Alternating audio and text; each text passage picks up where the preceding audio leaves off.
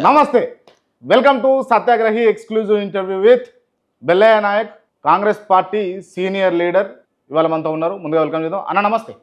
నమస్తే అన్న. బాగున్నారా అన్న? బాగున్నా అన్న. మీరు బాగున్నారు? మంచిగా నిమ్మలంగా ఉన్నారా? నిమ్మలం ఏముంటుంది, సహజంగా ఉన్నా. అంటే ఇట్లా అడుగుతున్నానని ఏమనుకోవద్దన్న. మీకు ఏ చైర్పర్సన్ ఇచ్చిరానా? Financial development corporation, tribal financial development corporation.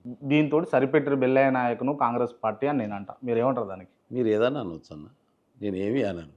నాకు ఏ బాధ్యత ఇచ్చినా అది గొప్ప బాధ్యతగానే. బెల్లయ్య నాయక్ అనేటటువంటి వ్యక్తి పెద్ద వ్యక్తి, ఇచ్చిన పదవి ఏమో చిన్నది అని నేను అంట. పదవి చిన్నదా పెద్దదా అని ఉంటుందని నేను అనుకోను. పదవి అవుతుంది. అది అంటే దాన్ని మనకు న్యాయం చేస్తే ముఖ్యమంత్రి పదవితో సమానం అనుకుంటారా? ఒక ఎమ్మెల్యే పదవితో సమానం అనుకుంటారా?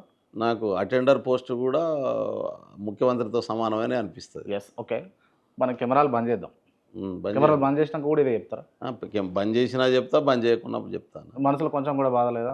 నాకు ఏం బాధ లేదన్న, ఏం బాధ లేదు. ముఖంలో బాధ అనిపిస్తుంది నాకు. అంటే నేను ఎప్పుడో చచ్చిపోయేటోడిని, ప్రజా ఉద్యమాల నుంచి వచ్చిన తర్వాత ట్రైబల్స్ కోసం పనిచేయాలనుకొని చేస్తున్నా.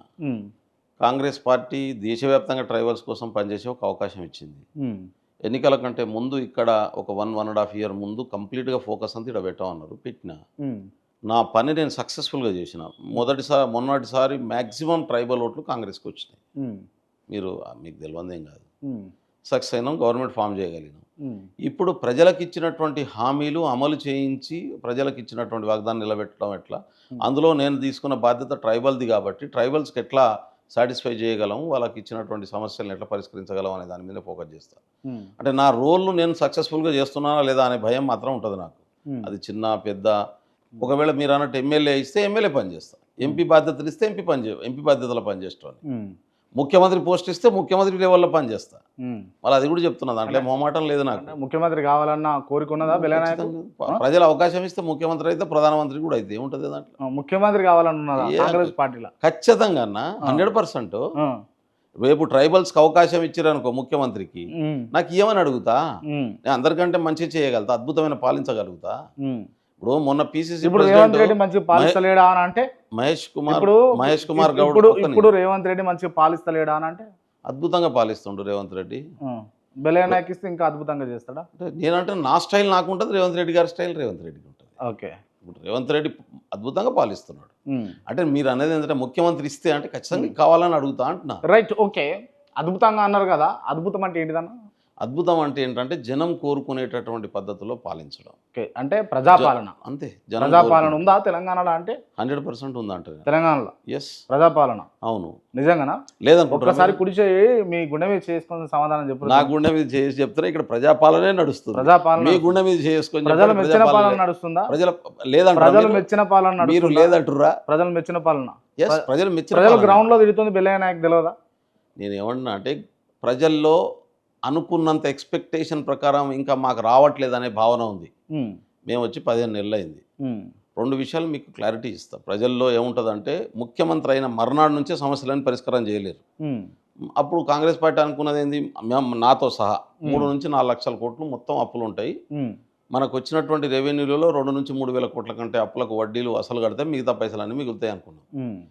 నెలకు 6,500 నుంచి 7,000 కోట్ల రూపాయలు, 18,000 కోట్ల రెవెన్యూ వస్తే 6,500 నుంచి 7,000 కోట్ల రూపాయలు అసలు వడ్డీ రీపేమెంట్ చేస్తున్నటువంటి పరిస్థితి ఉంది ఇప్పుడు.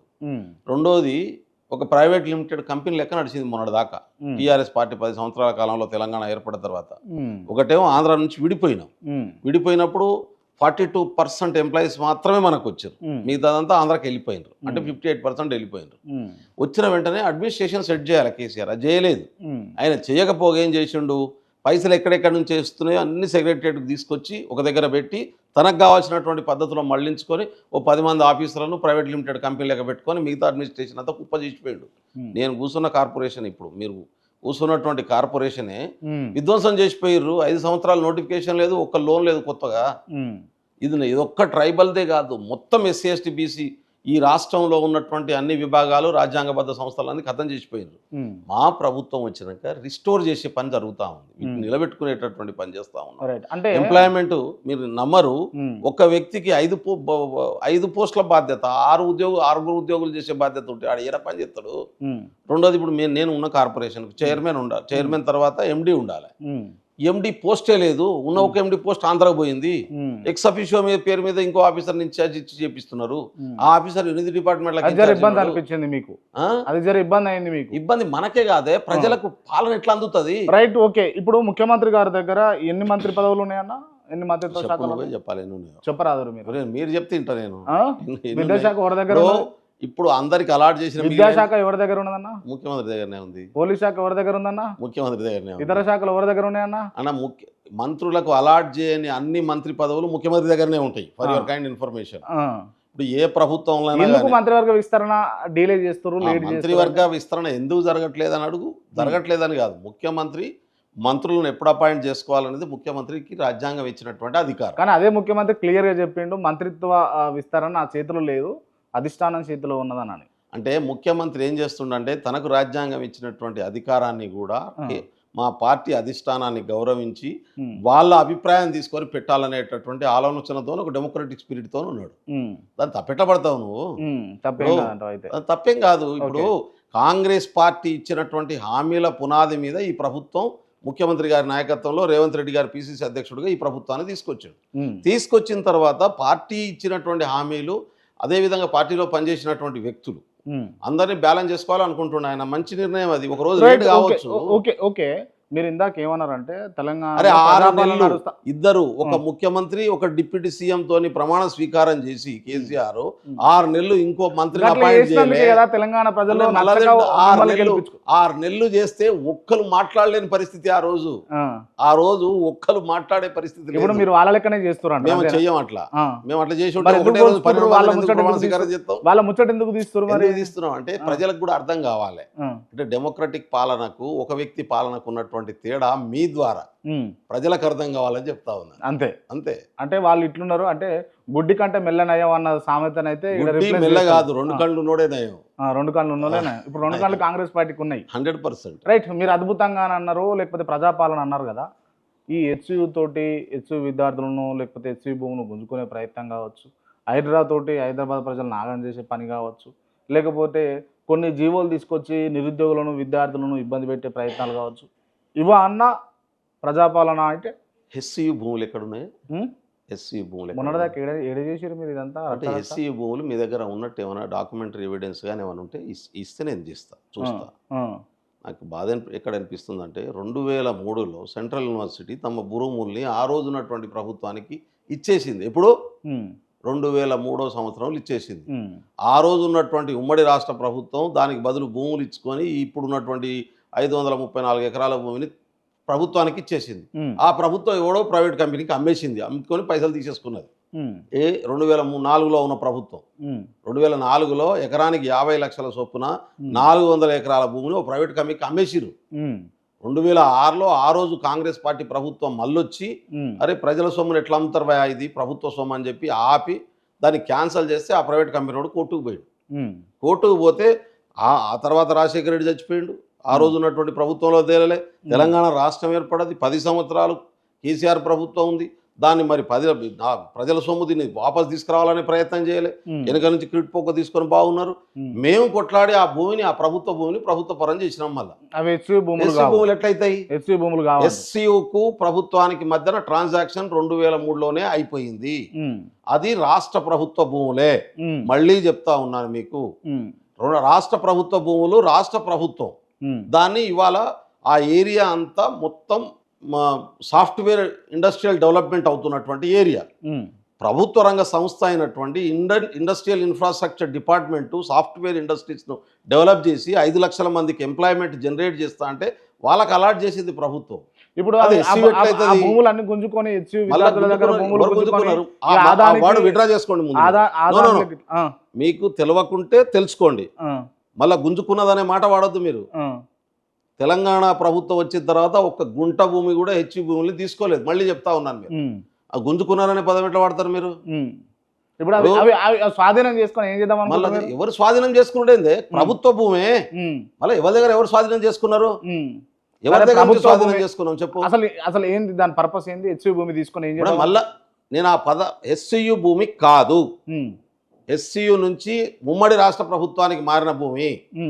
ఉమ్మడి రాష్ట్ర ప్రభుత్వం 2003 తీసుకొని ప్రైవేట్ కంపెనీ కమ్మిందని మళ్ళీ చెప్తే మళ్ళీ సీతకు రామునికి పెళ్లి ఎప్పుడైంది అన్నట్టున్నది నీ కథ తిప్పి తిప్పి ఆడికే తెచ్చడం వెనుక అన్న ఇట్లా ట్రైన్ చేసుకురా అన్న మిమ్మల్ని మీరు అంటే ఇట్లా ఏం కాదన్న మాట్లాడుకోవాలని వాస్తవాల సందర్భాల్లో- పునాది మీదనే మాట్లాడతారు బెల్లయ్య నాయకు ఏది పడితే అది మాట్లాడరు మీ లెక్క ఆ, నేను ఏది పడితే అది మాట్లాడను ఉమ్, నా దగ్గర ఏదైనా మాట్లాడారంటే అది డాక్యుమెంటరీ ఎవిడెన్స్ ఉంటేనే మాట్లాడతా ఉమ్, ఇంకో దీంట్లో క్లారిటీ ఇవ్వడం కోసం చెప్తున్నా 2003లో ప్రభుత్వానికి యూనివర్సిటీకి మధ్యన ట్రాన్స్ఫర్ అయిపోయిన తర్వాత ఉమ్, ఇవాళ ఆ ప్రాంతంలో ఎక్కడ భూములు లేవు ఉమ్, ఈ రోజు ఉన్నటువంటి ప్రభుత్వం తనకు వచ్చినటువంటి అప్లికేషన్స్ మీద ఇండస్ట్రియల్ డెవలప్మెంట్ కోసం ఇచ్చింది ఉమ్, అయ్యో మాకు కావాలని చెప్పి ఎస్సీఓలు అనుకున్నారు అనుకో ఉమ్, మళ్ళీ దరఖాస్తు పెట్టుకోవచ్చు ఉమ్, కావాలని అడగొచ్చు ఉమ్, ఈ భూమి గతంలో మా యూనివర్సిటీ కింద ఉండేది గత ప్రభుత్వం మా దగ్గర నుంచి తీసుకున్నది మాకు అలాట్ చేయమని చెప్పి అడగొచ్చు ఉమ్, తప్పేం లేదు ఉమ్, ప్రభుత్వం కూడా చేయమని చెప్పి కోరవచ్చు మన లాంటి వాళ్ళం అందరం ఉమ్, కానీ దాన్ని ఉద్దేశపూర్వకంగానే అమ్ముకున్నోడు మంచినే ఉన్నాడు ఉమ్, గుంజుకున్నోడు మంచినే ఉన్నాడు ఉమ్, ప్రైవేట్ వాడు తీసుకుంటా అంటే వెనక నుంచి సహకరించినోడు మంచినే ఉన్నాడు ఉమ్. ప్రజల కోసం ప్రభుత్వ ఆస్తిని కాపాడే ప్రయత్నం చేసినటువంటి రేవంత్ రెడ్డి కాంగ్రెస్ పార్టీ దొంగతనం చేసినట్ట ఉమ్. ఏం మాట్లాడతారన్న మీరంతా నాకు అర్థం రైట్ కాదు. ఇప్పుడు ఏందన్న మళ్ళీ మీరు కూడా పర్సెప్షన్ బిల్డ్ చేయడం కోసం ఎస్సీ భూములను మాట్లాడతావు కాదని చెప్పినాక కూడా రైట్ ఇప్పుడు ఇప్పుడు ఇప్పుడు ఆ భూమి వివాదం ఏదైతుందో నేను మళ్ళీ అంటున్నాను ఉమ్, నిజంగానే ఎస్సీ ఇవాళ మాట్లాడినటువంటి మేధావులంతా ఆనే కదా పనిచేసింది ఉమ్, దాంట్లో విద్యార్థి సంఘాలు ఉన్నాయి ఉమ్, పెద్ద పెద్ద బ్యానర్లు పెట్టుకున్న సంఘాలు ఉన్నాయి ఉమ్. 2003లో గుంజుకుంటా అంటే ఏం చేసిరు మీరంతా రైట్ దీంట్లో ఒక ఎంపీ కూడా బీజేపీ ఎంపీ ఇన్వాల్వ్ అయ్యి మీకు సహకరిస్తుండు రేవంత్ రెడ్డికి సహకరిస్తున్నాడు అని కేటీఆర్ అన్నాడు. నేను ఏమన్నా కేటీఆర్ని అడగండి కేటీఆర్ చెప్పేదానికి నేను ఎట్లా సమాధానం చెప్తా ఉమ్, ఉన్నారా నాకైతే ఎవరైనా ఎంపీ తెలియదు ఉన్నారా? అక్కడ. ఇప్పుడు BJP MP Congress MP TRS MP నాకు తెలియదు ఉమ్, అఫీషియల్గా గవర్నమెంట్ కంట్రోల్లో ఉన్నటువంటి భూమిని గవర్నమెంట్కు ఇండస్ట్రియల్ ఇన్ఫ్రాస్ట్రక్చర్ డిపార్ట్మెంట్ అప్లికేషన్ పెట్టుకుంటే గత సంవత్సరం 7 నెలల క్రితం ఆ భూమిని ఇండస్ట్రియల్ డిపార్ట్మెంట్కు రాష్ట్ర ప్రభుత్వం కేటాయించింది ఉమ్, కేటాయించిన తర్వాత ఆ డిపార్ట్మెంట్ వాళ్ళు క్లీన్ చేయడానికి పోతుంటే దాన్ని మళ్ళీ వాళ్ళు వెంచర్ చేసి ఎకరం 2 ఎకరాలు అరెకరం వాళ్ళు ఏమందంటే ఒక్కొక్క ఏరియాను ఉమ్, ఇండస్ట్రియల్ ఏరియాలు ఎట్లుంటాయంటే ఒక దగ్గర ఒకటే ఎక్స్పర్టైజ్డ్ ఇండస్ట్రీస్ ఉండే పద్ధతిలో ఇండస్ట్రియల్ ఏరియా డెవలప్ అవుతుంది ఎక్కడన్నా కానీ ఉమ్, ఒక దగ్గర కెమికల్కి సంబంధించిన ఇండస్ట్రీస్ ఉంటే ఒక దగ్గర ఇన్ఫ్రాస్ట్రక్చర్కి సంబంధించిన ఇండస్ట్రీస్ ఉంటే ఇంకో దగ్గర ఎలక్ట్రానిక్స్ సంబంధించిన ఇండస్ట్రీస్ పెడతారు ఇట్లా పెడతారు ఉమ్. అక్కడ సాఫ్ట్వేర్ ఇండస్ట్రీస్కి సంబంధించినటువంటి భూమిని ఇన్ఫ్రాస్ట్రక్చర్ ఏరియాగా డెవలప్ చేయాలని ఇండస్ట్రియల్ ఇన్ఫ్రాస్ట్రక్చర్ కానీ డెవలప్మెంట్ ఆ అనుకున్నది భూములన్నీ కూడా ప్రభుత్వం తీసుకున్న తర్వాత ఉమ్. అంబానీకి ఆదానికి ఇచ్చే ఆలోచనలా చేసిందా ప్రభుత్వం ఏమన్నా? అంబానీ అదానికి ఏమన్నా ఆడ సాఫ్ట్వేర్ కంపెనీలు పెట్టుకుంటారా ఆ, ఏమో అంబానీ అదానికి సాఫ్ట్వేర్ కంపెనీలు ఉన్నాయా వచ్చినాయి లేదు. మీడియాలో వార్తలు ఇది వచ్చినాయి అంటే కదా. మీడియాలో గాలి వార్తలు వచ్చినాయి ఉమ్, నేను మళ్ళీ క్లియర్ చెప్తున్నా ఉమ్, రాష్ట్ర ప్రభుత్వం కోర్టు నుంచి సాధించిన తర్వాత రాష్ట్ర ప్రభుత్వానికి ఒకటే ఒక అప్లికేషన్ వచ్చింది ఉమ్, అది కూడా తెలంగాణ రాష్ట్ర ప్రభుత్వ కంట్రోల్లో ఉన్నటువంటి ఇండస్ట్రియల్ ఇన్ఫ్రాస్ట్రక్చర్ డిపార్ట్మెంట్ నుంచి ఉమ్, ఇక్కడ ఫైనాన్షియల్ డిస్ట్రిక్ట్ ఉంది హైటెక్ సిటీ ఉంది ఉమ్, ఈ ఏరియా అంతా కూడా మన సాఫ్ట్వేర్ ఇండస్ట్రీ హబ్గా మారుతుంది ఉమ్, కాబట్టి సాఫ్ట్వేర్ ఇండస్ట్రీస్కి బాగా డిమాండ్ ఉంది ఉమ్, 50,000 కోట్ల ఇన్వెస్ట్మెంట్ వస్తుంది 5 లక్షల సంబంధించినటువంటి ఉద్యోగాలు జనరేట్ అవుతాయి ఈ భూమిని మాకు ఇవ్వండి అని చెప్పి కార్పొరేషన్ అడిగిన తర్వాత రాష్ట్ర ప్రభుత్వం కార్పొరేషన్కి అలాట్ చేసింది కార్పొరేషన్ ఏం చేస్తుంది రోడ్లు వేస్తుంది జిహెచ్ఎంసీ నుంచి పర్మిషన్ తీసుకుంటుంది లైట్లు వేస్తుంది ఇవన్నీ వేసిన తర్వాత ఆక్షన్ పెడుతుంది ఎకరానికి సంబంధించి దాంట్లో పెద్ద బిట్లు మీరు అన్నట్టు 100 ఎకరాలు 50 ఎకరాలు ఉన్నాయి ఇప్పుడు ఇక్కడ మన ఔటర్ రింగ్ రోడ్ కాడ చాలా ఇండస్ట్రియల్ ఏరియాస్ ఉన్నాయి ఉమ్, ఎక్కడన్నా ఎకరం 2 ఎకరాలు ఇట్లా పెడుతుంది ఆక్షన్ ఉమ్, ఇండస్ట్రీస్ కోసం ఓకే. మీరు పోయి చూసుకోరండి ఎందుకంటే ప్రజల్ని కన్ఫ్యూజ్ చేసి ప్రజల్ని ఓవర్లుక్ చేసేటటువంటి పద్ధతిలో చాలా మంది మేధావులు మాట్లాడుతున్నారు ఉమ్, ఎందుకో నాకైతే అర్థం కాదు ఉమ్, ఒకవేళ ఇప్పుడు అది చేస్తుంది అది జరగలే ఉమ్, క్లీన్ చేసే పనంగానే ఆబ్జెక్షన్ వచ్చింది కాబట్టి ఆపేసింది ప్రభుత్వం క్యాబినెట్ సబ్ కమిటీ వేసింది ఉమ్, క్యాబినెట్ సబ్ కమిటీ దాని మీద పర్స్యూ చేస్తున్నది ఉమ్, యూనివర్సిటీకి సంబంధించినటువంటి వాళ్ళతో కూడా మాట్లాడుతున్నది వాళ్ళు కూడా మాట్లాడిపోయినరు ఆ రోజు కూడా నేను చెప్పిన యూనివర్సిటీకి మళ్ళీ భూమి మాకు మాకు కావాలి గతంలో ఉన్న ప్రభుత్వం మాకు తీసుకున్నది దానికి బదులుగా మాకు ఈ భూమి ఇచ్చింది ఇప్పుడు ఆ భూమి మాకు వద్దనుకుంటున్నాం లేదా ఇక్కడ అది ఉండగా కూడా అదనంగా మాకు కావాలి ఉమ్, ఎందుకంటే భవిష్యత్తులో దొరికేటటువంటి అవకాశం లేదు భూమి ఒకసారి పక్కన ఉన్న భూమి పోతే మళ్ళీ రాదు అవు, కాబట్టి ఆ భూమి మాకు అటాచ్మెంట్ ఉన్నది కాబట్టి మాకు రీఅలాట్ చేయండి లేకుంటే దానికి సంబంధించినటువంటి ఏ పద్ధతిలో ట్రాన్సాక్షన్ చేస్తూ చేయండి అని చెప్పి అప్లికేషన్ వస్తే అది వాళ్ళకి ఇవ్వకుంటే ఇలాకే ఇస్తుండే రాష్ట్ర ప్రభుత్వం ఉమ్. నేను ముందే చెప్పిన కదా మాది ప్రజాపాలన రైట్ ఇందిరమ్మ పాలన. ఇది ఇది కానీ ఒక పాజిటివ్ డైరెక్షన్ లేకుండా ఉమ్, లేని నిమళ్ళని ఆడ నెమళ్ళు జింకలు ఉన్నాయి ఉమ్, పులులను తీసుకొచ్చిర్రు సింహాలను తీసుకొచ్చిర్రు ఏనుగులను తీసుకొచ్చిర్రు ఉమ్, అరే తెలంగాణలో ఎక్కడ ఏనుగులు లేవు అబ్బా జూల తప్ప ఉమ్, ఎక్కడ సింహాలు లేవు ఉమ్, ఎక్కడ పులులు లేవు ఆదిలాబాదు ఫారెస్ట్ నల్లమల ఫారెస్ట్ తప్ప ఉమ్, సింహాలు ఉన్నాయా తెలంగాణలో ఏ ఫారెస్ట్లోనా ఉమ్, ఏనుగులున్నాయా తెలంగాణ ఫారెస్ట్లో ఎక్కడన్నా? ఉమ్, తెలంగాణ ఫారెస్ట్లో కాకుండా ఉన్నాయి ఓన్లీ జూలో. అంటే ఇంత సమాజాన్ని పక్కదారి పట్టిస్తేస్తా పర్యావరణం గురించి మాట్లాడతారు వీళ్ళు. ఉమ్, అగో ఆడ మొత్తం 200 సంవత్సరాలు సరిపోయేటటువంటిది అబుజ్మాడ్ గుట్టలను తీసుకుపోయి ఇచ్చేస్తున్నది అంబానీకి. ఉమ్, ఆఫీషియల్కి ఇచ్చి ఖతం చేసేస్తున్నారు. మాట్లాడరాదు. ఉమ్, వాడు మీటింగ్ పెట్టడానికి మోడీ మీటింగ్ కోసం 1,00,000 చెట్లను నరికేసారు, ఇంకా 4,00,000 చెట్లను నరుకుతారు. మాట్లాడరాదు. ఉమ్. ఇవేం బట్టవు మనకు, వాడు మనుషులు వీడు అంటారా అన్న? చంపేస్తున్నారు. ఈ బట్టరు మనకు, ఈ బట్టరు మనకు. ప్రధానమంత్రిని వాడు వీడు అంటారా? ప్రధానమంత్రిగా అంటున్నా నేను, తెలంగాణ భాషలో వాడు వీడని అందరిని అంటారు. ఉమ్, సహజమైన భాష అది, సహజమే అంటారు. సహజమైనటువంటి భాష. కేసీఆర్ దగ్గర నేర్చుకున్నాం మేమంతా. ఏం చేయమంటావు? అంటే కేసీఆర్ మీద వేసేస్తారు అంతే కదా? కదా, కేసీఆర్ ఏదైనా కదా తప్పు మాట్లాడి. అన్న. తెలంగాణలో ఉమ్, సామాన్యుల భాషను, ఉమ్, ఇదే భాషను వాడాలి రాజకీయంగా, ఉమ్. మీడియా పరంగా అని చెప్పి ఎస్టాబ్లిష్ చేసిందే కేసీఆర్. దానికి ఆద్యుడే ఆయన.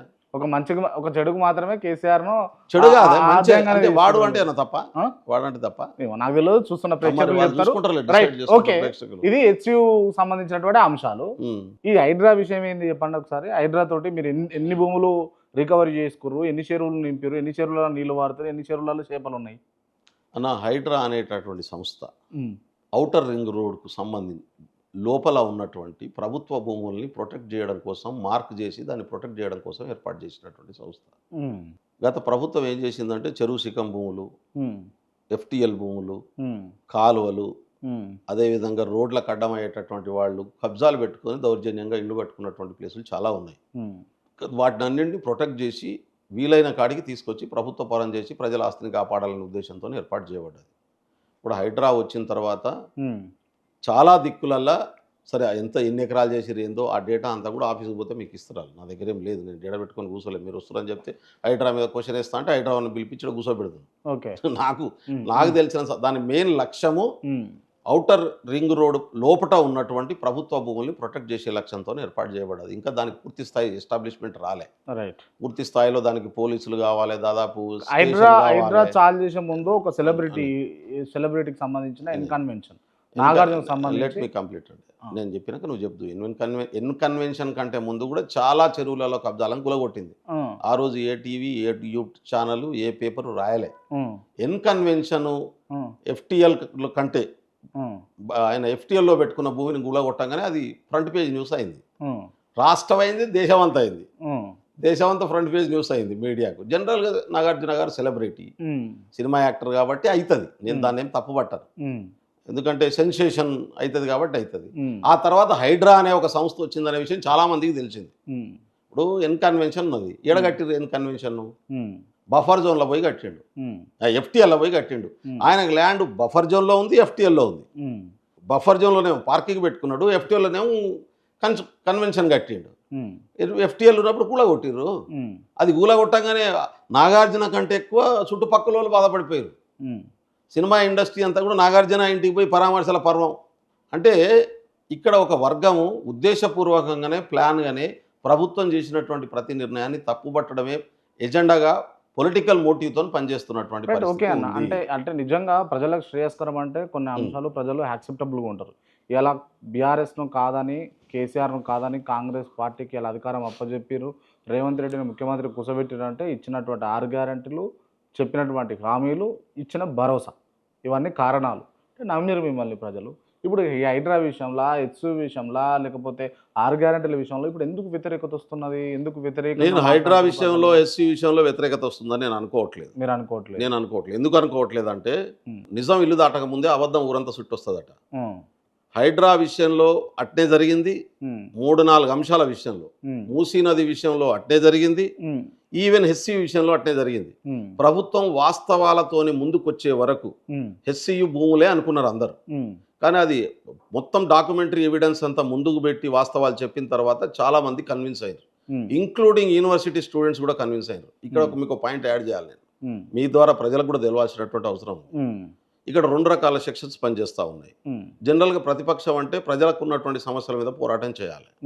కానీ మన దగ్గర ఉన్నటువంటి ప్రతిపక్షం ప్రజలకున్న సమస్యల కంటే కూడా రాజకీయ ప్రయోజనాల కోణంలో ఎక్కువ న్యూసెన్స్ క్రియేట్ చేస్తున్న పరిస్థితి ఉంది. నేను న్యూసెన్స్ అనే పదాన్ని వాడుతున్నా. దాంట్లో 2 రకాల శక్తులు ఉన్నాయి. ఒకటి బీజేపీకి అనుబంధంగా ఉన్నటువంటి ఆర్ఎస్ఎస్, రెండోది బీఆర్ఎస్. హైడ్రా మన హెచ్యు విషయంలో బీజేపీ బీఆర్ఎస్ కంటే కూడా బ్యాక్గ్రౌండ్లో ఉన్నటువంటి ఆర్ఎస్ఎస్ శక్తులు ఎక్కువ చేసినాయి. ఎటువంటి ఉద్యమాన్ని క్రియేట్ చేసినాయి అంటే అన్నా హజారే లాంటి ఫేక్ మూమెంట్ను క్రియేట్ చేసినాయి.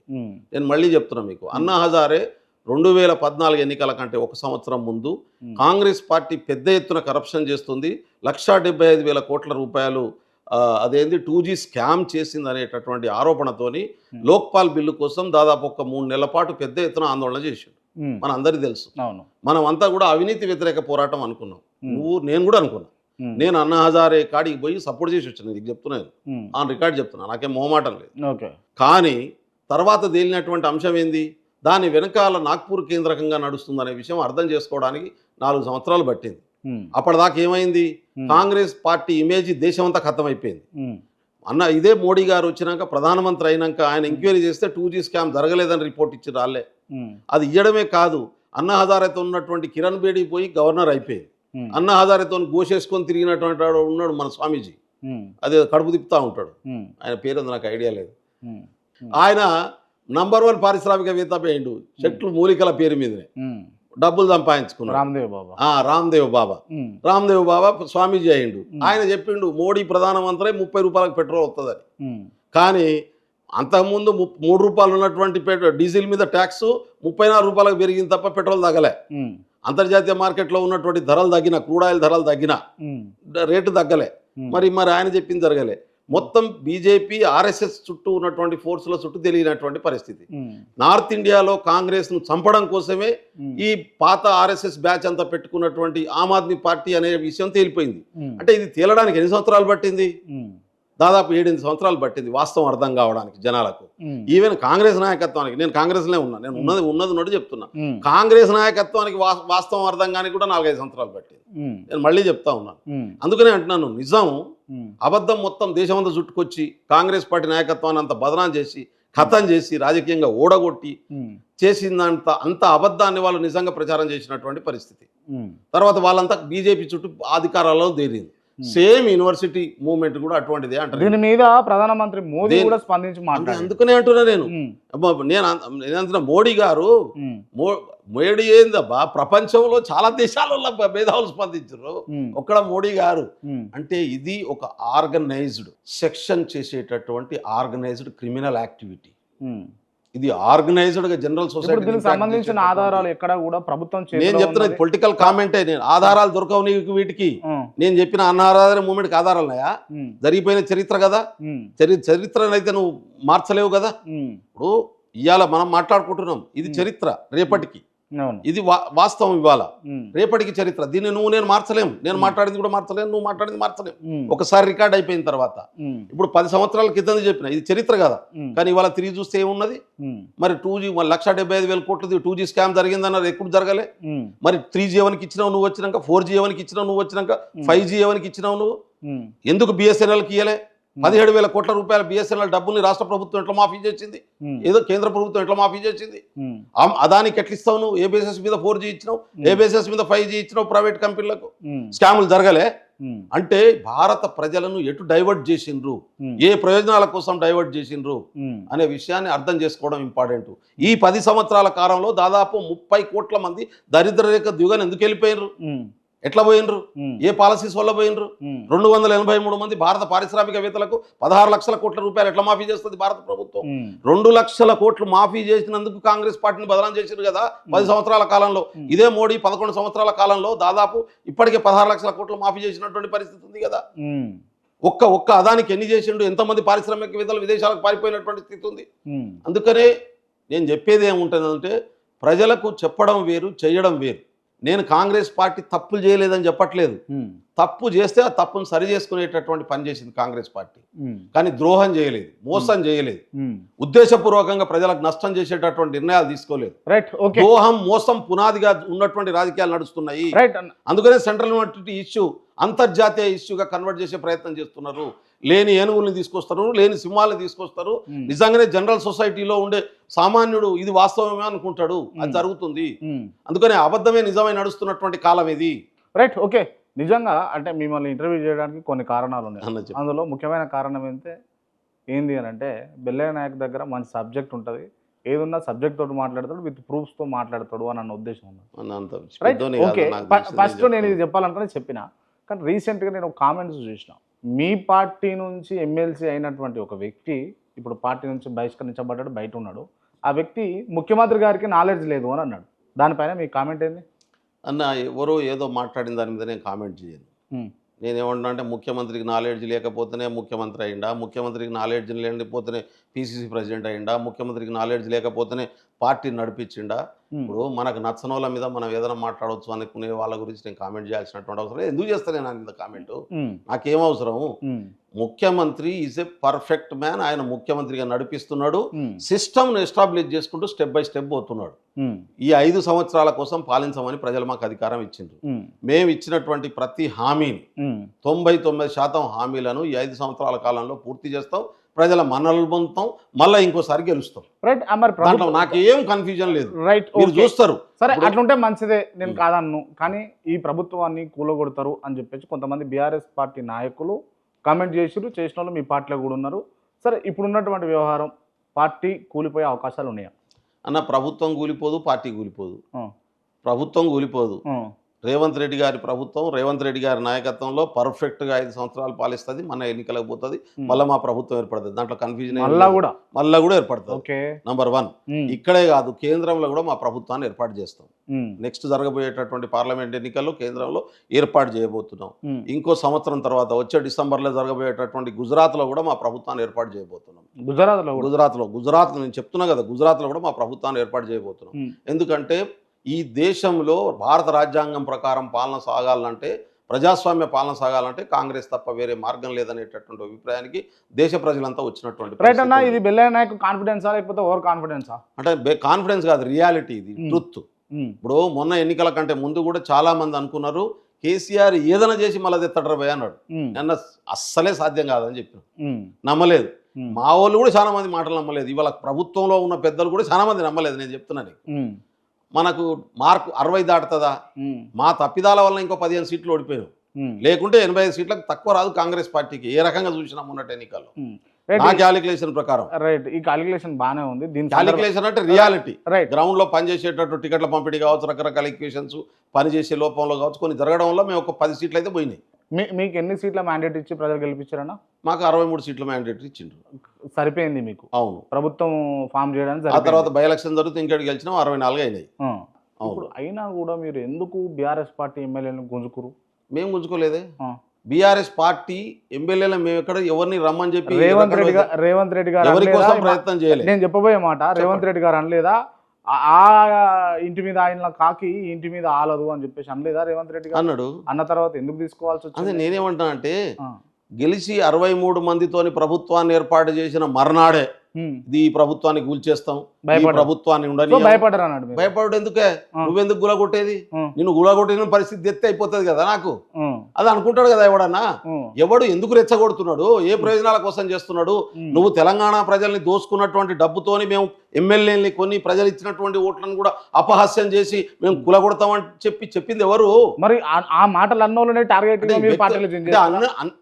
అనడం వేరు, అనిపించడం వేరు. నీకు ప్రాంప్టర్ లేడు. జనరల్గా మీడియాకి ఏంది వెనక నుంచి ప్రాంప్ట్ చేస్తూ ఉంటారు. నీకు ప్రాంప్టర్ లేడు. నీ మనసులో వచ్చినటువంటి ప్రశ్నలు అడుగుతున్నావు. ఇది వాస్తవం. వీళ్ళంతా ప్రాంప్టర్తో మాట్లాడిన వాళ్ళు. మోడీ గారు ఎట్లయితే ప్రాంప్టర్ వెనక నుంచి ప్రశ్నలు ట్రాన్స్లేట్ చేస్తే మాట్లాడుతుంటారో అట్లా ప్రాంప్టర్తో మాట్లాడినోడు కాదు. మూలం ఎక్కడ అనేది ఇంపార్టెంట్. కాంగ్రెస్ పార్టీ ప్రభుత్వాన్ని 5 సంవత్సరాల కోసం గెలిపిస్తే ఆ ప్రభుత్వాన్ని కూలుస్తా అని కేటీఆర్ మాట్లాడతారు. వెనుక ఫామ్ హౌస్ లో కూర్చొని కేసీఆర్ మాట్లాడిస్తాడు, మాట్లాడినటువంటి. అందుకనే 5 సంవత్సరాలు మేము ప్రజలకు ఇచ్చినటువంటి వాగ్దానాల్ని అమలు చేయాలంటే ప్రభుత్వం ఉండాలి ముందు. రైట్ అన్న, మీకు కడియం శ్రీ గారి ఐడియా ఉందా? ఉన్నది, తెలుసు కదా. తెలుసు, బాగా పరిచయమా? అవును, బాగానే పరిచయం. రైట్, ఇన్ని అంటే ఎప్పుడు పార్టీలకు వచ్చినాకన్నా పార్టీలకు రాకముందు వెనకట నుంచి తెలుసు. వెనకట నుంచి తెలుసు. ఫస్ట్ అన్నది ఆయననే. అవునా? అనిపించింది ఎవరు? అనిపించింది ఎవరు? చెప్పినా కడియం శ్రీ గారు. నేను అంటున్నా, ఇప్పుడు ఆ పార్టీలో ఉన్నప్పుడు ఆ పార్టీ వాళ్ళు మాట్లాడితేనే మాట్లాడతారు కదా. కడియం శ్రీహరి గారు, కడియం శ్రీ గారిని అడగండి. ఇన్నేళ్ల రాజకీయ చరిత్ర ఉన్నటువంటి కడియం శ్రీహరి ఒక వ్యక్తి చెప్తే నేనేమన్నా అంటే, కడియం శ్రీహరి కావచ్చు, ఇంకెవరన్నా మాట్లాడవచ్చు. ఎవరు మాట్లాడిస్తారో? కేటీఆర్ చెప్పకుండా మాట్లాడతారా? వాళ్ళ కన్సర్న్ లేకుండా మాట్లాడతారా? ఎవరి ఉద్దేశం అది? కడియం శ్రీహరి గారు ప్రభుత్వాన్ని కూల్చే అవకాశం ఉందా? మనం మాట్లాడుకుందాం. కడియం శ్రీ గారి ఎమ్మెల్యే అనుకుందాం. ఆయన దగ్గర ఇప్పుడు తెలంగాణ కాంగ్రెస్ పార్టీలో గెలిచినటువంటి ఎమ్మెల్యే కొనే పైసలున్నాయా? పోనీ కడియం శ్రీహరి గారి కుర్తే ఆయన ఏమైనా ముఖ్యమంత్రి అవుతాడా? ఉమ్, దళితుని ముఖ్యమంత్రి చేస్తా అని చెప్పి 10 సంవత్సరాలు ఉమ్, 14 సంవత్సరాలు ఉద్యమం చేసిండు, కుర్చీ రాగానే కేసీఆర్ కూర్చున్నాడు. ఉమ్, పోనీ కడియం శ్రీహరి సీఎం అని చేసిండు ఆయన? ఉమ్. నేను అడుగుతా ఉన్నా. ఉప కాబట్టి ముఖ్యమంత్రి మళ్ళీ ఉన్నాడు. ఉప ముఖ్యమంత్రి ఆ రాజయ్యను ఎందుకు తీసేసిండు? ఈ రోజు వరకు దొరకలే అడ్రస్ మనకు. ఉమ్, రాజయ్య గారిని బర్త్రఫ్ ఉమ్, తొలగించడం వేరు, ఉమ్, రాజీనామా చేయించడం వేరు. ఉమ్, బర్త్రఫ్ ఉమ్, ఎందుకు చేసిండో తెలియదు. ఉమ్, బర్త్రఫ్ అయ్యేదాకా ఆయన ఎందుకు బర్త్రఫ్ అయ్యిండో ఆయన తెలియదు, ఈ రోజు వరకు తెలుసు అని నేను అనుకోను. ఉమ్, అంటే అంతకంటే అవమానమే ఉండదు. నేను అందుకనే చెప్తా ఉన్నాను, కేసీఆర్, కేటీఆర్, హరీష్ రావు, సంతోష్ ఈ బ్యాచ్ ఏదైతే ఉందో ఉమ్, మొత్తం తెలంగాణ సంపదను దోచుకున్న బ్యాచ్ ఉమ్. ఆ డబ్బులతో ఈ ప్రభుత్వాన్ని కూర్చేటటువంటి ప్రయత్నం చేయడం వల్ల రిఫ్లెక్ట్ అయ్యి ఇవాళ వాళ్ళు నష్టం పోయినటువంటి రైట్. పరిస్థితి ఓకే ఉంది. ఓకే ఓకే అన్న. మళ్ళీ చెప్తా ఉన్నాను నేను. రైట్ అన్న. ఓకే, దాన్నే యాక్సెప్ట్ చేసి తెలంగాణ ప్రజలు ఇలా మీకు కాంగ్రెస్ పార్టీకి అధికారాన్ని ఇచ్చారు, అప్పచెప్పారు, మిమ్మల్ని పదవులలో కూర్చోబెట్టారు. రైట్, అక్కడనే కూర్చొని మనం ఇంటర్వ్యూ చేస్తున్నాం. Yes. ఇప్పుడు ముఖ్యమంత్రి గారు జపాన్ పర్యటన మీద పోయారు. ముఖ్యమంత్రి గారి సోదరుడు ఏదో అఫీషియల్ ప్రోగ్రాంలో కూర్చొని ఎమ్మెల్యే పర్ణికా రెడ్డి తన పక్కనే కూర్చున్నది. ఆయనకి ఏం పదవి ఉందని కూర్చున్నాడట, వీళ్ళదేమో కుటుంబ పాలన. Okay, accept. మరి ఇదేంది చెప్పరా ఒకసారి? ఆయన మా party Kodangal constituency incharge. Okay, ఇప్పుడు కొడంగల్ కాన్స్టిట్యున్సీలో డెవలప్మెంట్ యాక్టివిటీస్ పార్టీకి ప్రభుత్వానికి సంబంధించిన యాక్టివిటీస్ లో పార్టీ సభ్యులు వచ్చి ఉండొచ్చు అంటారు. ఎందుకు ఏ కూర్చోరు పదవి కింద? లేకపోతే. ప్రజలు ఎవరన్నా ఉండొచ్చు. అంటే అఫీషియల్ గా అఫీషియల్గా ఉంటుంది ఏమన్నా సంతకాలు పెట్టి ఆర్డర్ రిలీజ్ చేస్తాడా? ఆయన జీవో ఇస్తుండా? ఆయన జీవో ఇయ్యాడు కదనే, ఆయన ఏమైనా ఆర్డర్ రిలీజ్ చేస్తుండా? పార్టీ అంటే ఎమ్మెల్యేలకు మంత్రులకు ధీటుగా పక్కన కూర్చేసుకొని కూర్చోవచ్చు. మరి మళ్ళీ అదే ముచ్చట నాకు చెప్తున్నాను. తెలియదన్నా, అడుగుతున్నాను నేనేమంటున్నా అంటే ఆయన ఏమన్నా ఎమ్మెల్యే పదవి తీసుకున్నాడా, ఎంపీ పదవి తీసుకున్నాడా, లేకుంటే ఆడేమన్నా సంతకాలు పెట్టి ఆర్డర్లు ఇష్యూ చేసిండా, కలెక్టర్లు ట్రాన్స్ఫర్ చేసిండా? కానీ ఈ విషయంలో నేను అనుకున్నా నిజంగా నేను చెప్తున్నా నేను ఆయన ఇప్పుడు కొడంగల్ కాన్స్టిట్యున్సీలో జరిగేటటువంటి డెవలప్మెంట్ యాక్టివిటీలో ప్రజలకు ఎవరికి ఏమి ఇవ్వాలనే దాంట్లో ఖచ్చితంగా పార్టీ పరంగా ఆయన సలహాలు తీసుకుంటారు. అక్కడ పార్టీ సరే అట్లా తీసుకోదు. దీన్ని సమర్థించరా? అయిపోయింది. అధికారం వచ్చిన 2 రోజులకు షబ్బీర్ అలీ కాన్వాయిని ఉపయోగించుకొని కొండలరెడ్డి మంచిగా బీభత్సంగా వచ్చాడు. ఒక కాన్వాయి సైరను మోతలతోటి సెక్రటేరియట్కి వచ్చారు. దీన్నన్నా నేనైతే నాకైతే తెలియదు, నాకు తెలియదు. ఇది తెలియదు. షబ్బీర్ అలీ కాన్వాయ్ ఆయన ఎట్లు ఉపయోగించుకుంటూ వస్తారా? మీరు చెప్తే ఎట్లున్నది? షబ్బీర్ అలీ కాన్వాయ్ ఆయనకి అప్పచెప్తారా? షబ్బీర్ అలీ ప్రభుత్వ అడ్వైజరు, ఎస్సీ ఎస్టీ బీసీ సరే, మైనారిటీ. షబ్బీర్ అలీ కాన్వాయ్ మీ మాటల ప్రకారం కాదనుకుందాం. మరి ఎవరి కాన్వాయ్? ఆయన వచ్చిన కాన్వాయ్ ఎవరిది? అది ఎవరిదో తెలియదు. ఆడ పోలీసు వాళ్ళు ఏం చేస్తారు, కాన్వాయ్ తీసుకొస్తే ఖచ్చితంగా ఆయన అరెస్ట్ చేయాలి, ఆ సైరన్లో పీకేయాలి, కేసు పెట్టాలి.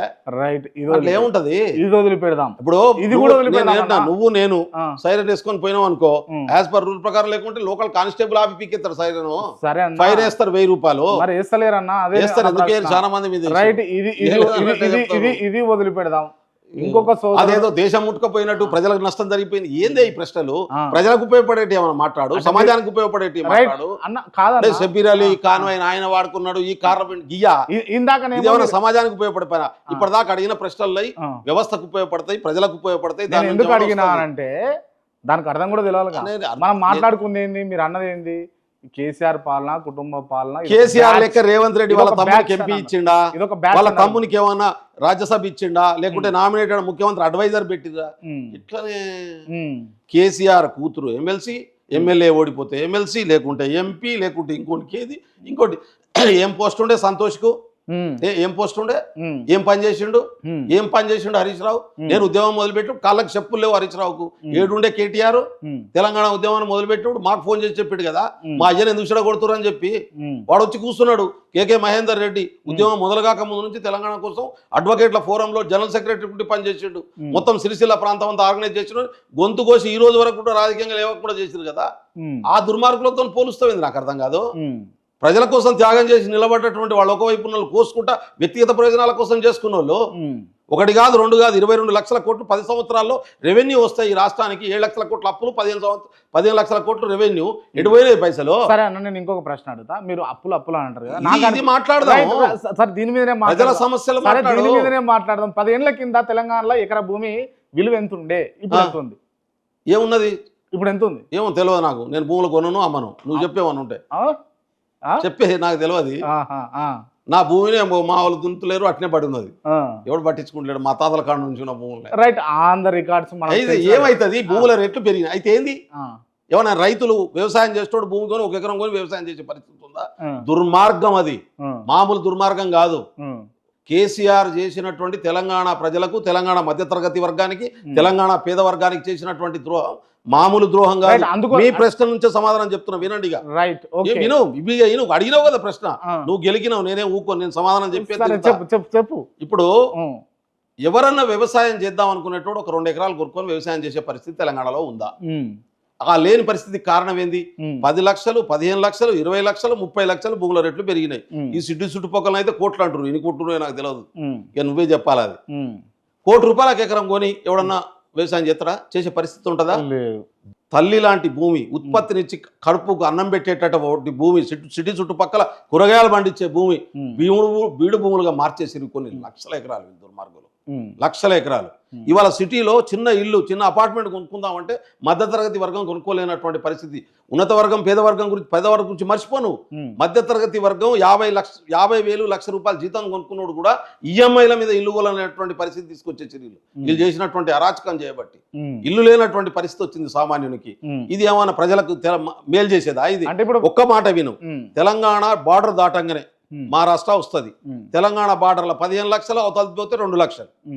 ఇటు పోతే కర్ణాటక వస్తుంది, బార్డర్కి యువతలనే 10 లక్షలు, అవుటర్ పోతే 3 లక్షలు. ఇటు పోతే నీకు ఆంధ్రప్రదేశ్ వస్తుంది. మొన్న మార్చి నేను 7 రోజుల ట్రైనింగ్ క్యాంప్ పెట్టిన నాగార్జున సాగర్లో భూముల రేట్లు 10-15 లక్షలు, అవతల పోతే 3-4 లక్షలు. అంటే ఏం చేసిరు? ఇది తెలంగాణను రియల్ ఎస్టేట్ హబ్గా మార్చేసి, బ్రోకర్ల సెంట్రల్గా తయారు చేసి, మొత్తం ఐఏఎస్లు, ఐపీఎస్లు, చిన్న కానిస్టేబుల్ దాకా సెటిల్మెంట్ సెంటర్లు తయారు చేసారు తెలంగాణలో. రైట్, ఇప్పుడు లేవేం, ఇప్పుడు దాన్ని మార్చి ప్రజల పరం చేసే ప్రయత్నం చేస్తున్నాం. అందుకనే మేము రియల్ ఎస్టేట్ అంతేనా? ఏందా రియల్ ఎస్టేట్ అంటే? డౌన్ ఉందా? అసలు రియల్ ఎస్టేట్ అంటే ఏంది? ప్రజలకు అవసరాలకు ఉండే ఇళ్లు తీసుకొచ్చేటోడా, మధ్యవర్తులను తయారు చేసి భూముల పేరు మీద భూములు దొంగతనం చేసేటోడా, పైసలు దోసుకునేటోడా, దేన్ని తయారు చేసిండ్రు? ఇది రియల్ ఎస్టేట్ అంటారు దీన్ని. అందుకనే కడుపు దించుకుంటే కాళ్ళ మీద పడుతుంది అన్నట్టు పేద ప్రజల ఉసురు తలుగుతుంది, అందుకని కొట్టుకుపోయారు. దీన్ని రియల్ ఎస్టేట్ అన్నారు. ప్రతి ఊర్లో బ్రోకర్లను తయారు చేసారు. అంతకుముందు రాజకీయంగా ఒకరితో మాట్లాడకపోయేటోళ్ళు, ప్రతి ఊర్లో ఒక బోకర్ టీం తయారైంది. ఇవాళ కూర్చోవాలి, తాగాలి, ఒకరికి పంచాయతీ పెట్టియాలి, ఆ పంచాయతీలతోని ఆ పేదోనికి నష్టం చేయాలి. ఇది నడుస్తుంది. ఇవాళ కేసీఆర్ తీసుకొచ్చిన మోడల్ తెలంగాణకు, పోరాట చైతన్యాన్ని చంపేటటువంటి మోడల్. ఇదంతా మారుస్తుందా మరి కాంగ్రెస్ ప్రభుత్వం? నేనన్నా ఇది ఒక ప్రాసెస్ లో మారుతుంది. చెడిపోయింది అంత తొందరగా మారాలంటే ఓవర్ నైట్ లో కాంగ్రెస్ చేయలేదు, నువ్వు చేయలేను, నేను చేయలేను. It will take your process. ఇది రావడానికి ఒక 10 సంవత్సరాలు పట్టింది, మారడానికి 10 సంవత్సరాలు పడుతుందో 20 సంవత్సరాలు పడుతుందో భగవంతునికి ఎరక. మార్చాలి, ఇది మారాలి, ప్రజలకు మేలు జరగాలి. దీని నుంచి నష్టం చేసేటటువంటి పద్ధతిని తీసుకొచ్చాడు. వెనకట సెంట్రలైజ్డ్ అడ్మినిస్ట్రేషన్ పెట్టి దొరలను తీసుకొచ్చి దొర అయితే ఎట్లా నడిపించాడు, అది నడిపించి నాశనం చేసిపోయాడు. రైట్, ఓకే అన్న. తెలంగాణ వ్యవసాయదారులకు, వ్యవసాయ కుటుంబాలకు వ్యవసాయం నేర్పించింది ఆంధ్ర వాస్తవ్యులు అని చెప్పేసి మహేష్ కుమార్ గౌడ్ అని అన్నాడు. ఇక మహేష్ ఖాన్కి తెలియాలి, అది నాకు తెలియదు. ఈ ఎంటైర్ ఇంటర్వ్యూలో మీరు ఏమైనా అబద్ధాలు చెప్పిరా? నేనేం చెప్పలేదే, అన్ని నిజాలే చెప్పారు. నా మనస్సాక్షి ప్రకారం అన్ని వాస్తవాలే చెప్పిన. రైట్, ఓకే అన్న. ఇప్పుడు అడుగుతా, 6 గ్యారెంటీలు పూర్తిగా అమలు అవుతాయి అన్న? 6 గ్యారెంటీల్లో అమలు కావాలని నేను కోరుకుంటున్నా. 6 కారు 6లో 13 హామీలు ఉన్నాయి. 6 గ్యారంటీలు 13 హామీలు ఉన్నాయి. ఈ 13 హామీలలో ఈ 6 గ్యారంటీల్లో ఇప్పటికీ దాదాపు ఒక 8 హామీల దాకా ప్రభుత్వం పూర్తి స్థాయిలో నెరవేర్చేటటువంటి ప్రయత్నంలో పడ్డది, ఇంప్లిమెంట్ అవుతున్నాయి. ఇంకా కొన్ని చేయాల్సినటువంటి అవసరం ఉంది అన్న. ఇది అంటే నాకున్న డౌట్, ఇది పర్సనల్గా మీరు అడిగితే మీరు కరెక్ట్ చెప్తారని అడుగుతున్నా. మళ్ళీ చెప్పన్నా అన్న, ఇప్పుడు బస్సు అనేది తీసుకొచ్చారు కదా ఉచితంగా మహిళలకి, దానివల్ల ప్రభుత్వానికి లాభమా నష్టమా అన్న? ఒకటే మాటలో. ప్రభుత్వానికి కాదు, మన తెలంగాణకు లాభం. నేను ప్రభుత్వానికి అడుగుతున్నా. అంటే ప్రభుత్వం అనేది ప్రజల కోసం కదా నేను పనిచేసేది. ప్రభుత్వం అంటే ఏంది? ప్రజల కోసం పనిచేసేది. నీకు ఇక్కడ మీరు మంచి ప్రశ్న అడిగారు. తెలంగాణలో మొన్న కాంగ్రెస్ రాకముందు వరకు ఆర్టీసీ పరిస్థితి ఏంది? ఏందో చెప్పు. అప్పులనే ఉన్నది. అప్పులు కాదు, అసలు ఆ సంస్థ ఉంటుంది అనుకున్నావా మనం? లేదు, కష్టమే అనుకో. ఆ ఆర్టీసీని మూసేస్తారనే అభిప్రాయానికి మనం అంతా వచ్చినాం కదా. అవును. ఆర్టీసీ కొత్త బస్సులు కొనే పరిస్థితి వచ్చింది ఇప్పుడు. కొత్త బస్సులే కాదు, నాకు ఒక్క సౌకర్యం కల్పిస్తూ మీరు లాభాలకు ఎట్లా తీసుకొచ్చారు అన్నది మంచి ప్రశ్న అడిగింది. అందుకని నాకు లెట్ మీ కంప్లీట్. నాకు ఒక్క నిమిషం ఉంది. దీని చుట్టూ ఒక ఎకనామికల్ సిస్టమ్ ఉన్నది. చెప్పండి అన్న. ఆర్టీసీ ప్రభుత్వ రంగ సంస్థ, అది ఉద్దేశపూర్వకంగా కొలాప్స్ చేయబడ్డది. ఉద్దేశపూర్వకంగా. ఎందుకంటే దానికి ఉన్నటువంటి భూములన్నీ కుదబెట్టి అమ్ముకుందామనే ఉద్దేశంతో కొలాప్స్ చేయబడ్డది. బహుశా బీఆర్ఎస్ కనుక మళ్ళీ వచ్చి ఉంటే ఈ రాష్ట్రంలో ఉన్నటువంటి 96 డిపోలు మూతబడేటి. 96 డిపోస్ ఒక్కొక్క డిపోకు 10 నుంచి 15 ఎకరాల స్థలం ఉంటుంది. అవన్నీ కూడా ప్రతి సిటీ సెంటర్లో ఉంటాయి. చాలా కాస్ట్లీ ల్యాండ్స్. అది కూడా రియల్ ఎస్టేట్ కింద అమ్మేస్టోళ్ళు ఇప్పటికి మొదలయ్యేది. ఇప్పటికి ప్రభుత్వం వచ్చిన తర్వాత ఉచిత బస్సు ప్రయాణం పెట్టడంతో మహిళల ట్రాన్స్పోర్టేషన్ ఫ్రీ అయింది. ఆ మహిళలకు ఇచ్చేటటువంటి టికెట్ పైసలు రాష్ట్ర ప్రభుత్వం ఆర్టీసీకి ఇస్తుంది. ఆ ప్రభుత్వం ఫ్రీ ఏం కాదు, మహిళలు ఫ్రీగా ప్రయాణం చేస్తున్నారు. ఆ టికెట్ మహిళలు ప్రయాణం చేసే టికెట్ల పైసలు ఆర్టీసీ అనే సంస్థకు ప్రభుత్వం పే చేస్తున్నారు. దాదాపు ఇప్పటికే 400 కోట్ల రూపాయలు ప్రభుత్వం పే చేసింది. పే చేయడం వల్ల ఏంటంటే ముందు ఆర్టీసీ సంస్థ ప్రభుత్వ రంగ సంస్థ అప్లకేలు బయటకు వచ్చింది. అప్లకేలు బయటికి రావడమే కాకుండా ఆక్యుపెన్సీ పెరిగింది. అంటే ప్రయాణం చేసే వాళ్ళ సంఖ్య పెరిగింది. ఆర్టీసీలో ప్రయాణం చేసే వాళ్ళ సంఖ్య పెరగడంతో ఏమైంది, మరింత లాభాల్లో రావడం, దానికి కొత్త బస్సులు కొనాల్సిన అవసరం వచ్చింది, కొత్త కండక్టర్లను రిక్రూట్ చేసుకోవాల్సిన అవసరం వచ్చింది, అదేవిధంగా కొత్త డ్రైవర్లను రిక్రూట్ చేసుకోవాల్సినటువంటి అవసరం వచ్చింది, కొత్త క్లీనర్లను రిక్రూట్ చేసుకోవాల్సినటువంటి అవసరం వచ్చింది.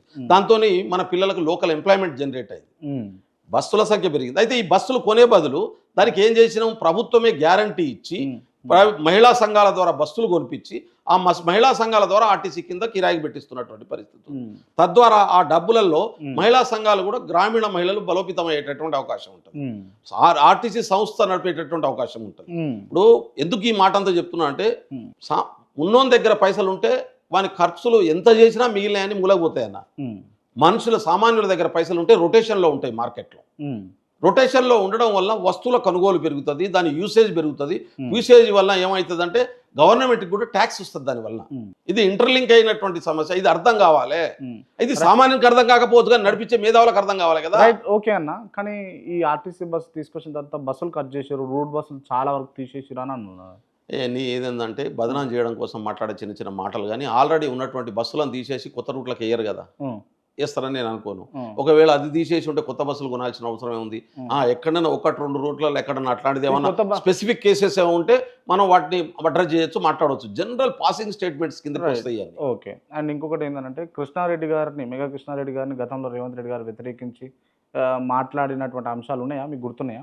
అన్న, ఒక్క మెగా కృష్ణారెడ్డినే కాదు, గత ప్రభుత్వం ప్రతి కాంట్రాక్టర్ను, మెజారిటీ కాంట్రాక్టర్లను టెండర్ వేసిన తర్వాత, టెండరు తీసేసిన తర్వాత మళ్ళీ దాని ఎక్సలేషన్ అంటే రేట్లు పెంచడానికి ఒక ఎస్టిమేషన్తో, నేను ఇంజనీర్ని, అందులోనూ డిజైన్ సెక్షన్లో, అందులోనూ ఎస్టిమేషన్ చేసే దగ్గర కూడా పనిచేసి వచ్చాను అని చెప్తా ఉన్నాను. ఇప్పుడు ఈ రూమ్కు ఇంత అవుతుంది అనుకున్నప్పుడు ఎస్టిమేషన్ వేసి మొదలు పెడతాం, టెండర్ ఇచ్చేస్తాం. ఇచ్చేసిన తర్వాత సడన్గా దాని రేట్ను డబుల్ ట్రిపుల్ చేస్తాం. చేయడానికి వీల్లేదు, అట్లా చేస్తే రీటెండర్ చేయాలి. అట్లా చేయకుండానే ఇచ్చేసుకున్నారు. ఆ పద్ధతి మా ప్రభుత్వం చేయట్లేదు, చెయ్యదు. అంటే ఇప్పుడు 6 గ్యారెంటీలలో అమలు చేసింది బస్ ఒకటి, ఇంకేం అమలు చేశారన్న మీరు? ఇప్పుడు ఆరోగ్యశ్రీ చేసినాం కదా, 10 లక్షల రూపాయలని 5 లక్షలు ఉన్నదాన్ని 10 లక్షలకు తీసుకొచ్చినటువంటి పరిస్థితి ఉంది. రెండోది, ఇప్పుడు 200 యూనిట్లు కరెంట్ ఫ్రీ ఇచ్చినటువంటి పరిస్థితి ఉంది. ఇప్పుడు 54 లక్షల మంది గ్యాస్ సిలిండరు ఇస్తున్నటువంటి పరిస్థితి ఉంది.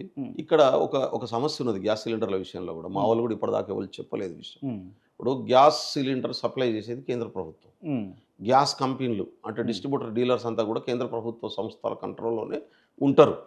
సబ్సిడీ రాష్ట్ర ప్రభుత్వం ఇస్తూ ఉంది గ్యాస్ సిలిండర్కు. మిగతా అమౌంట్ 500 రూపాయలకు పైన ఇప్పుడు 900, 800 ఉన్నది కదా. ఇప్పుడు సిలిండర్ ధర ఎంత ఉందో నాకు కూడా ఐడియా లేదు, 1000 రూపాయల దాకా ఉన్నట్టున్నది. ఆ మిగతా 500 రూపాయలు ఆ సంస్థకు రాష్ట్ర ప్రభుత్వం ఇస్తుంది. ఆ సంస్థ ఎందుకంటే డైరెక్ట్ బెనిఫిషియరీ అకౌంట్లో ఇచ్చే పర్మిషన్ కోసం అడిగింది రాష్ట్ర ప్రభుత్వం.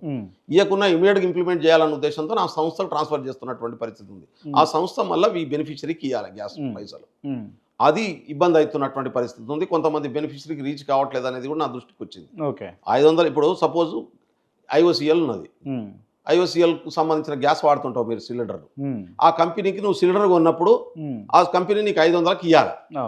500కి ఇచ్చినప్పుడు మిగతా డబ్బులు ఎవరు కడతారు? నీకు డెలివరీ కాగానే మిగతా డబ్బులు రాష్ట్ర ప్రభుత్వం ఆ కంపెనీకి ఇస్తుంది. వీళ్ళు తీసుకొని కూడా ఇటు ఇవ్వకుండా ఉన్నటువంటి అది కొన్ని జరుగుతుంది, కొన్ని దిక్కులలో జరుగుతుంది. అది అది దృష్టిలోకి తీసుకొచ్చిన తర్వాత అది రెక్టిఫై అవుతుంది కొంత. అయితే ఇప్పుడైతే అంత సెట్ అయింది ఆల్మోస్ట్ ఆల్ 90%. రైట్ అన్న. ఓకే. ఇవన్నీ దీంతో పాటు ఇప్పుడు 2 లక్షల రుణమాఫీ చేస్తామన్నారు రైతులది. 2 లక్షల రుణమాఫీ కూడా అయినటువంటి పరిస్థితి. దీంట్లో కూడా ఒక టెక్నికల్ ప్రాబ్లం వచ్చింది. అంటే 2-3 అంశాల్లో అమలు చేసే తీరులో ఉన్నటువంటి లోపాలు కూడా నష్టం చేసినాయి. నాకేం కన్ఫ్యూజన్ లేదు. ఇప్పుడు దాదాపు ఏ రాష్ట్ర ప్రభుత్వం అన్నా 20,000 కోట్లకు పైగా ఒక్కసారి ఒక రాష్ట్ర ప్రభుత్వం ఇంత క్రైసిస్లో బడ్జెట్ లేని పరిస్థితుల్లో రెవెన్యూ తక్కువ వస్తున్నటువంటి పరిస్థితుల్లో అసలు అప్పులకు వడ్డీలు కట్టకుంటే ఇప్పుడు నువ్వు నెక్స్ట్ ఇయర్కు డిఫాల్ట్ అయిపోతావు, నెక్స్ట్ మంత్కి ఒక మంత్ కట్టకుంటే. అటువంటిది నడిపించుకుంటూ 20,000 కోట్ల రూపాయలు రైతులకు రుణమాఫీ చేయడం అనేది మామూలు విషయం కాదు. అయితే దీంట్లో 2-3 అంశాలు ఏమున్నాయంటే, ఇప్పుడు రుణం ఏడ దగ్గర తీసుకున్న రైతులు బ్యాంకుల దగ్గర తీసుకోరు. ప్రభుత్వం ఏం చేసింది, పాత అకౌంట్లలో బ్యాంకులకు కొట్టేసింది. నీకు మా దగ్గర ఒక బ్యాంకర్, నీకు చెప్తా ఎను ఇక మా బయారం, మా మహిబాద్ జిల్లాలోనే ఒక బయారం దగ్గర ఒక ఊరు, ఆ ఊరుకు సంబంధించినటువంటి రైతుల డబ్బులు వచ్చినాక 2 నెలల దాకా కూడా రైతులకు చెప్పలే బ్యాంకర్. రెండోది, కొందరు ఏం చేస్తారు, ఇప్పుడు నీకు 80,000 లోన్ తీసుకున్నాను, ప్రభుత్వం నిర్ణయం తీసుకునే నాటికి గ్యాప్ ఉంటుంది, 3 నెలలో 4 నెలలో 5 నెలలో, దానికి 1,000-2,000 నీకు ఇంట్రెస్ట్ పడి ఉంటుంది. ఇగో ఈ 2,000 కడితేనే నేను మాఫీ చేస్తా అంటాడు. ఇప్పుడు ఏ రైతు అయినా ఏం చేస్తాడు, నేను 80,000 తీసుకున్నా మళ్ళీ 3,000 ఎందుకు కట్టాలా అని అంటాడు. జరిగినటువంటి పరిణామక్రమం ఇవన్నీ గ్రౌండ్లో ఉన్నటువంటి రియాలిటీస్. దీన్ని అంచనా వేసి ఒక పర్ఫెక్ట్ పద్ధతిలో డిజాల్వ్ చేసేటటువంటి పద్ధతిలో ప్రయత్నం లోపం ఉన్నది. డబ్బులు ఇచ్చి బదనామైన, ఒక్క మాటలో చెప్పాలంటే డబ్బులు ఇచ్చి బదనాం అవుతున్నటువంటి పరిస్థితి ఉంది. కానీ అంటే మొదటి నుంచి కూడా అధికారంలోకి వచ్చినప్పటి నుంచి కాంగ్రెస్ పార్టీ ఏ నిర్ణయాలు తీసుకున్నా, కాంగ్రెస్ ప్రభుత్వం ఏ నిర్ణయాలు తీసుకున్నా, అంటే నేను తొలుత చెప్పినట్టుగా హైడ్రా విషయం కావచ్చు, ఈ అంశాలన్నీ కూడా ప్రతి అంశం, బస్సు కావచ్చు, ఈవెన్ మూసీ నది ఇష్యూ ఉంది కదా, ఎందుకు వ్యతిరేకత వచ్చింది అని అంటే, మూసీ నదిలో అదే చెప్తున్నా నేను, ఇది ఒక ప్రణాళికాబద్ధంగా వ్యతిరేకతను క్రియేట్ చేసే శక్తులు ప్రయత్నం చేసినాయి. మూసీ నది ఇష్యూ మీకు ఒక్క నిమిషంలో చెప్తున్నాను, ఎందుకంటే ఎక్కువ టైం తీసుకొని. మూసీ నది అనగానే పేదోడంతా కూడా మేము ఇన్ని సంవత్సరాలు ఉంటున్నాం కదా, మా పరిస్థితి ఏంది, ప్రభుత్వం ఇయ్యదట, ఒక్కటి కూడా ఉత్తగనే కూలగొట్టదట అని ప్రచారం చేసిరు. మా కిషన్ రెడ్డి గారు అయితే పోయి ఆ మూసీ నది పక్కన పండుకున్నాడు ఒక ఇంట్లో. ఆయన ఎమ్మెల్యే చేసిన రోజు ఏ రోజు ఆదుకునే ప్రయత్నం చేయలే, వాళ్ళకు బండికి బండి ఇస్తా అన్న కనబడలేదు, మొత్తం ఇస్తా అని అడ్రస్ లేదు, అది వేరే విషయం. నిజంగానే చాలా మంది మహిళలు కాంగ్రెస్ను తిట్టిరు, ఎట్ట రానిస్తాం అది ఇదని మార్క్ చేసి వాళ్ళందరికీ ఇంటికి బదులు ఇల్లిచ్చి మళ్ళా 2 లక్షల రూపాయలు లోన్ ఇచ్చి చేతులకు అప్పచెప్పిన తర్వాత తిట్టిన మహిళలే పొగుడుకుంటూ పోయారు, వాళ్ళే పొగుడుకుంటూ పోయారు. అంటే ఏంటంటే నేను అదే చెప్తున్నా, ప్రభుత్వ స్కీము అమలు కాకముందే, ప్రభుత్వ స్కీమ్ అనౌన్స్ చేసి ప్రజలకు పోకముందే దాని మీద నెగిటివ్ ఎట్లా క్రియేట్ చేయాలనేటటువంటిది అందుకని ప్రతిపక్షం అనేది ప్రజల పక్షం కాకుండా రాజకీయ ప్రయోజనాల కేంద్రకంగా పనిచేస్తున్నదని చెప్తున్నా. ఇక్కడ ఇప్పుడు మీకు ఏం జరగబోతుందో ఇంకో మాట కూడా చెప్తా, గుర్తుపెట్టుకోండి. ఇప్పుడు జనగణన వచ్చింది కదా, క్యాస్ట్ బేస్డ్ సర్వే తెలంగాణ ప్రభుత్వం చేసింది. దాన్ని మొత్తం డేటా అనౌన్స్ చేయకుండా ఫిగర్స్ అనౌన్స్ చేయగానే దాన్ని నెగిటివ్ క్రియేట్ చేసే పని చేసిండ్రు. దాని డేటాను క్లారిటీతో చెప్పిన తర్వాత అదే బీసీ సంఘాలు మిగతా సంఘాలన్నీ కన్విన్స్ అయినాయి, ఎస్ అనే పరిస్థితికి వచ్చింది. దాన్ని ఏం చేస్తారు, కులాల వారీగా డేటా వచ్చిన తర్వాత 5-6 కులాల్ని రెడీ చేసి పెట్టుకున్నారు, ఇప్పటికే రెడీ చేసి పెట్టుకున్నారు మా సంఘ సోదరులు. ఎందుకంటే ఇది జాతీయ స్థాయిలో బీజేపీ మీద ప్రెజర్ వస్తుంది, ఏందా బీసీ ప్రధానమంత్రి డేటా నువ్వు ఎట్ట తీయవని చెప్పి అడుగుతారా. కాబట్టి దాని నుంచి తప్పించుకోవడం కోసం ముందు వీళ్ళే ఇక్కడ క్రెడిబిలిటీ నాశనం చేస్తే కథమైపోతుంది కదా అని చెప్పి, మా కులం జనాభా తక్కువన్నది, మా కులం జనాభా తక్కువన్నది, మాది గింతున్నది అని చెప్పి లొల్లి మొదలు పెట్టిస్తారు. ముందే అది రాకముందే రెడీ చేసి పెడతారు. దానికి హెయిర్ చేసుకున్న నాయకత్వం రెడీగా ఉంటుంది, రెడీగా పెట్టుకున్నటువంటి పరిస్థితి ఉంది. వాళ్ళ ఎజెండా చాలా క్లియర్, ముందే ఇదంతా మీకు చెప్పి చేస్తారా ఇదంతా అంటే చెప్పుడు కాదు. ఇప్పుడు నేను చెప్పే విషయం మా నాయకులందరికీ కూడా తెలుసని నేను అనుకోను. నాకు వాళ్ళ పట్ల ఒక అంచనా ఉంది, వాళ్ళు ఎట్లా పనిచేస్తారు అనేటటువంటి రాజకీయంగా ఒక అంచనా ఉంది. ఏం కెమికల్ రియాక్షన్ జరుగుతుందనే, సోషల్ రియాక్షన్ జరుగుతుందనే విషయం కూడా నాకు స్పష్టత ఉన్నది. అన్న, చివరిగా మీరు కాంగ్రెస్ పార్టీ అధికారంలోకి వచ్చినాక కూడా చేస్తున్న తప్పిదాలు, ఇచ్చినటువంటి మాటలు, ఇచ్చినటువంటి హామీలు కొంచెం తప్పుదోవ బట్టిని, కొంచెం పెడదోవ బట్టిని అన్న అంశాలతో భావిస్తున్నటువంటి ప్రజలకు కావచ్చు, తెలంగాణ ప్రజానికానికి ఏం చెప్పదలుచుకోరు అన్న? నేను తెలంగాణ ప్రజల్ని చేతులకి చెప్పేది ఏంటంటే, నడిస్టోన్ కాళ్ళకు దుమ్మంటుకుంటుంది, కూసున్నోడు ముచ్చట్టు చెప్తాడు. మీరు కూర్చొని ముచ్చట్టు చెప్పేటటువంటి ముచ్చట్ల పడకండి. మేము పని చేయడానికి సిద్ధంగా ఉన్నాం, సిన్సియర్గా పని చేయడానికి సిద్ధంగా ఉన్నాం. పని చేస్తున్నటువంటి క్రమంలో తప్పు జరిగితే ఇది తప్పు, ఇది రైట్ అని చెప్పండి, సరి చేసుకోవడానికి కూడా సిద్ధంగా ఉన్నాం. కానీ ప్రతిపక్ష పార్టీలు వారి పార్టీల రాజకీయ ప్రయోజనాల కోసం చేసేటటువంటి ఎత్తుగడల్లో మీరు బలి కావద్దని చెప్తా ఉన్నాం. మేము ప్రతిదీ సరి చేసుకుంటూ ప్రజలు చెప్పినట్టు రేవంత్ రెడ్డి గారి ప్రభుత్వం ఆయన నాయకత్వంలో పనిచేయడానికి సిద్ధంగా ఉంది. నేను మళ్ళీ చెప్తున్నాను, ప్రజల ప్రయోజనమే మాకు సెంటర్ పాయింట్. మా ప్రభుత్వానికి ఈగో లేదు, మాకు బేసిజాలు లేవు, ప్రజలకు మేలయ్యేటటువంటి పద్ధతుల్లో మేము ప్రతి పనిని చేస్తాం. మేము ఇచ్చినటువంటి హామీలు అన్నీ కూడా 5 సంవత్సరాల్లో తూచా తప్పకుండా పాటించడం కోసం కట్టుబడి ఉన్నాం, ఆ పని చేసి చూపిస్తాం. మీకు ఇప్పటికే అన్నీ ఇవాళనే అయిపోవాలనేటటువంటిది కోరిక ఉండొచ్చు, తప్పేం కాదు. కానీ ఉన్నటువంటి ఆర్థిక స్థితి, వచ్చే రెవెన్యూ స్టెప్ బై స్టెప్ అన్నీ చేసుకుంటూ పోతున్నటువంటి పరిస్థితి ఉంది.